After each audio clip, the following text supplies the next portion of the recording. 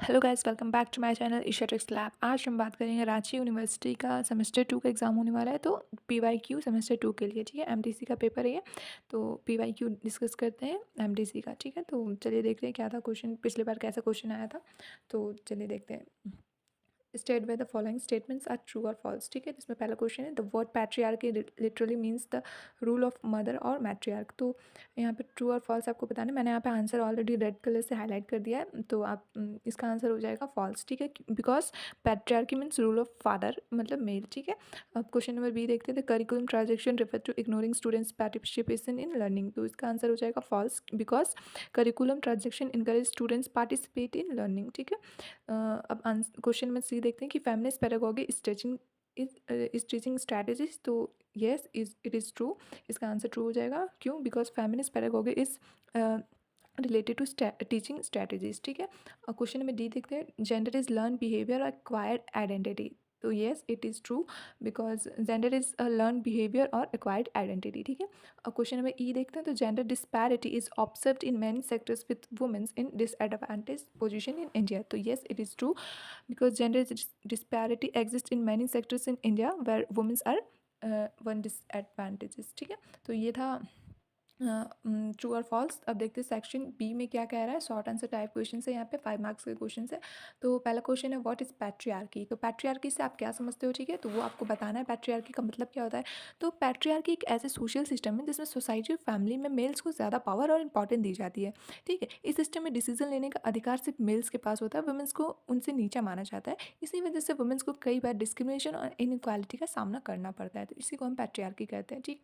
अब option question में देखिए, ऑप्शनल क्वेश्चन क्या लिखा हुआ है कि व्हाट इज इक्वालिटी, ठीक है। तो इक्वालिटी क्या होता है। तो इक्वालिटी का मतलब होता है सभी लोगों को बिना किसी भेदभाव के समान अधिकार और अवसर और सम्मान देना, ठीक है। किसी भी इंडिविजुअल, किसी भी व्यक्ति के साथ कास्ट, रिलीजन, जेंडर या इकोनॉमिक स्टेटस के बेसिस पर भेदभाव ना करना ही इक्वालिटी होता है, ठीक है। एक डेमोक्रेटिक सोसाइटी में इक्वालिटी बहुत ही ज़्यादा मेन रोल प्ले करता है, ठीक है। तो इसी को इक्वालिटी बोलते हैं। थर्ड क्वेश्चन देखिए क्या लिखा है कि right an essay on femininity. तो फेमिनिटी क्या होता है, फेमिनिटी नारीवाद क्या होता है, उस पर आपको ऐसे लिखना है, ठीक है।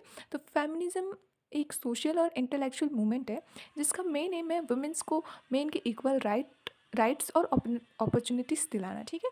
फेमिनिज्म के 4 वेब्स आए थे वुमेंस के राइट्स को लेकर, इक्वालिटी और एम्पावरमेंट को लेकर, ठीक है। तो आप वो 4 वेब को अपने आंसर में एक्सप्लेन करके लिख सकते हो। अपने आंसर को एक्सपैंड करने के लिए वो 4 वेब को आप एक्सप्लेन कर देना, ठीक है। तो आप 4 वेब को एक्सप्लेन कर सकते हो, ठीक है, अपने आंसर में। तो इंडिया में जैसे राजा राम मोहन रॉय जी थे, सावित्रीबाई फूले जी और पंडिता रमाबाई ने वुमेंस एम्पावरमेंट के लिए एक इम्पॉर्टेंट काम किए थे, ठीक है। तो ये इंडिया में ये कुछ जाने माने नाम है जो वुमेंस एम्पावरमेंट के लिए काम करते थे, ठीक है। तो आप मेंशन कर सकते हो इनका नाम आप अपने आंसर में, ठीक है। नेक्स्ट क्वेश्चन देखते हैं क्या है। ऑप्शनल क्वेश्चन में दिया हुआ है कि राइट एन ऐसे ऑन करिकुलम। तो करिकुलम होता क्या है, ठीक है। तो करिकुलम एजुकेशन का एक इम्पॉर्टेंट पार्ट है। इसमें सभी सब्जेक्ट्स, एक्टिविटीज़ और लर्निंग एक्सपीरियंस को शामिल किया जाता है, ठीक है, जो स्टूडेंट्स को स्कूल में और कॉलेजेस में सिखाया जाता है। इन शॉर्ट कहे तो करिकुलम का एक मेन ऑब्जेक्टिव्स है स्टूडेंट्स को ऑलराउंड डेवलपमेंट करना और उन्हें फ्यूचर के लिए तैयार करना होता है, ठीक है। मॉडर्न एजुकेशन में टेक्निकल और वोकेशनल एजुकेशन को भी इम्पॉर्टेंट दी जा रही है। तो यही करिकुलम, ठीक है। तो आप अपने आंसर को एक्सपेंड करके लिख देना, हम बस थोड़ा थोड़ा बता दे रहे हैं। अब देखो ग्रुप बी है, long answer type question, 15 marks का क्वेश्चन है, ठीक है, जिसमें आपको 4 ही क्वेश्चन अटेंड करना है। तो पहले मैं 2 और 3 का यहाँ पे आंसर दे दी हूँ, हिंदी इंग्लिश दोनों में। आप बस समझने के लिए इसको पढ़ सकते हो, ठीक है। लिख भी सकते हो आंसर, लेकिन आपको और भी बड़ा बड़ा आंसर लिखना पड़ेगा 5 मार्क्स के लिए, ठीक है।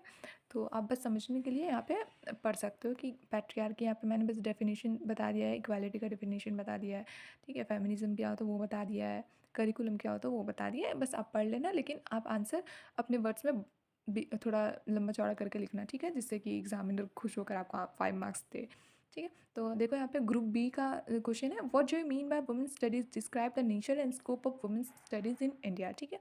तो इसका आंसर मैंने यहाँ पे दे रखा है 4 नंबर का आंसर कि वुमेन स्टडीज़ इन इंडिया क्या होता है, ठीक है। तो वुमेन स्टडीज़ वुमेन एम्पावरमेंट और जेंडर इक्वालिटी को बढ़ावा देने का एक इम्पॉर्टेंट मीडियम है, ठीक है। ये सोसाइटी को अधिक फेयर और इक्वल बनाने में मदद करता है, ठीक है। तो देखो women studies in interdisciplinary field of academic study at centre of women's gender feminism and sexuality, ठीक है। It is emerged as a critique of traditional knowledge system and aim to understand women's historical and contemporary experience, challenging gender bias and advocating for gender equity and social justice. It is not just about women's issue but analyze the entire power structure of society through the lens of gender. तो nature of women study यहाँ पे देखो interdisciplinary है, critical and corrective है, action oriented है, inclusive and intersection है, empirical and experimental दिया हुआ है। ठीक है, तो ये सब नेचर ऑफ वुमेन स्टडीज़ है, तो आप इसको पढ़ लेना। ठीक है, अब देखो यहाँ पे स्कोप ऑफ वुमेन स्टडीज़ क्या है कि इंडिया में कैसे है, तो एनालाइजिंग वुमेन्स हेल्थ एजुकेशन, ठीक है, economic participation, studying women's status and rights, examining violence against women's, historical research of women's role, ठीक है, exploring intersectional issues specific to India, discrimination, tribal women's experience, ठीक है, कास्ट बेस्ड। तो यही सब जो वुमेन्स का लीगल राइट्स का नॉलेज, यही सब हमको पढ़ना होता है कि क्या है। ठीक है, यही सब है आपका nature of women studies, scope of women studies in India. ठीक है, तो अब फिफ्थ क्वेश्चन देखते हैं। फिफ्थ क्वेश्चन क्या है? फिफ्थ क्वेश्चन है critically analyse for the challenges face by women studies centres in India. ठीक है, भारत में महिला अध्ययन केंद्रों को किन चुनौतियों का सामना करना पड़ता है? तो वुमेन स्टडीज सेंटर्स को इंडिया में कई प्रॉब्लम्स फेस करनी पड़ती है, जैसे कि फंडिंग की कमी। ठीक है, कुछ सेंटर्स को यूजीसी की तरफ से या गवर्नमेंट की तरफ से सफिशिएंट फंड्स नहीं मिलते हैं। ठीक है, जिससे उनका रिसर्च रुक जाता है, उनकी पढ़ाई में दिक्कत होती है। ठीक है, सेकंड हो जाएगा स्टाफ की कमी, जहाँ पे कहीं कहीं पे परमानेंट टीचर्स नहीं होते हैं। ठीक है, रिसर्चर्स की कमी होती है, तो इनसे उनका पढ़ाई पे बहुत ही ज़्यादा प्रभाव पड़ता है। ठीक है, यहाँ पे मैंने आंसर दे दिया 5 नंबर का कि women study centres in India many challenges. Firstly lack of educate funding, ठीक है, is major problem which affect research and activities. Secondly there is a lack of trained faculty and resources, many college do not have enough staff who are expert in gender studies. ठीक है, third हो जाएगा this centres are not given equal importance often seen and separate of optional subjects. यहाँ पर मैंने दे दिया answer, आप पढ़ लीजिएगा। ठीक है, 5 नंबर का आंसर यहाँ पे दिया है। अब देखो 6 नंबर क्या है? 6 नंबर का क्वेश्चन है what are the threats and challenges to women studies in India. ठीक है, भारत में महिला अध्ययन के लिए खतरे और चुनौतियाँ क्या है? तो 6 नंबर का यहाँ पे आंसर दिया है। तो what are the main threats and challenges to women studies in India are lack of proper funding and resources, less number of train teachers and experts, gender bias and patriarchal mindset in society. ठीक है, तो ये सब मैंने यहाँ पे दे दिया है। मतलब 5 और 6 का सिमिलर ही आंसर है, आप दोनों को एक्सपैंड करके लिख सकते हैं, एक्सपैंड करके। ठीक है, अब देखो 7 नंबर का क्वेश्चन क्या है? What is feminist perspective to women studies. ठीक है, महिला अध्ययन पर नारीवाद के दृष्टिकोण कौन क्या है? तो 7 नंबर का आंसर देखो कि feminist perspective on women studies believe that women's experience issues and voice are important for knowledge production, it challenges patriarchy and gender inequality in society. ठीक है, it aims to empower women, promote equality and create a just society. It focuses on issues like violence against women, discrimination, equal rights, reproductive rights and participation in all areas. It also promote sisterhood, solidarity and social changes. ठीक है, तो ये हो गया हमारा 7 का answer.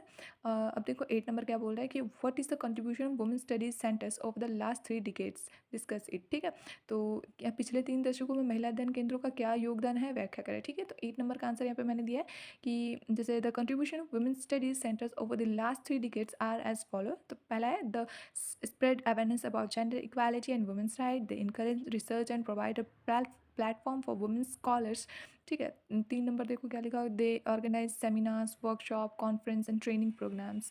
ठीक है, they support womens empowerment through education and capacity building. तो यहाँ पे 8 नंबर का आंसर दे दिया, आप सब पढ़ लीजिएगा। ठीक है, अब देखो 9 नंबर क्या है? 9 नंबर का क्वेश्चन है कि describe the social construction of gender. ठीक है, तो लिंग की सामाजिक संरचना का वर्णन करें। ठीक है, तो 9 नंबर का क्वेश्चन है, यहाँ पे आंसर दिया हुआ है कि the social construction of gender means that gender is not a biological but created by society, it is learn through a family, culture, education, religion and media. ठीक है, देखो जेंडर के बारे में हम लोग बचपन में बता दिया कि तुम लड़की हो, तुम लड़का हो, तुम्हारे लिए ये है, तुम्हारे लिए वो है।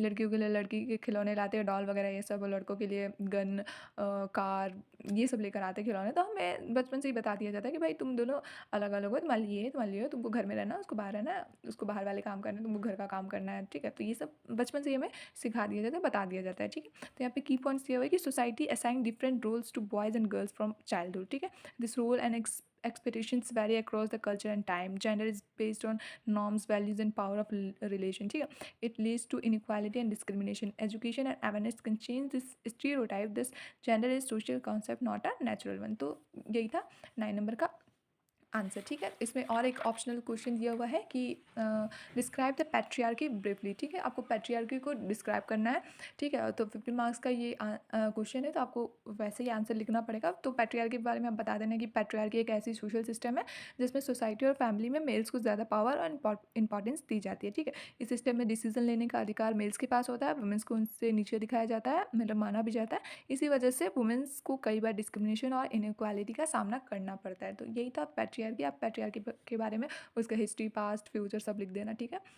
तो यही था क्वेश्चन। अब देखो मैंने यहाँ पे आंसर दे दिया है, यहाँ पे 5, 6, 7, 8, 9 का यहाँ पे मैंने हिंदी में भी आंसर प्रोवाइड कर दिया है, जो भी हिंदी मीडियम स्टूडेंट्स हैं उनके लिए, ठीक है। तो आप इसको रिवीजन के लिए यूज़ कर सकते हो, आप रिवाइज कर सकते हो आंसर्स को, ठीक है। तो देखो भारत में महिला अध्ययन केंद्रों को किन चुनौतियों का सामना करना पड़ता है। तो पर्याप्त वित्तीय सहायता का अभाव एक बड़ी समस्या है, ठीक है। फंडिंग जो बताया था मैंने इंग्लिश में।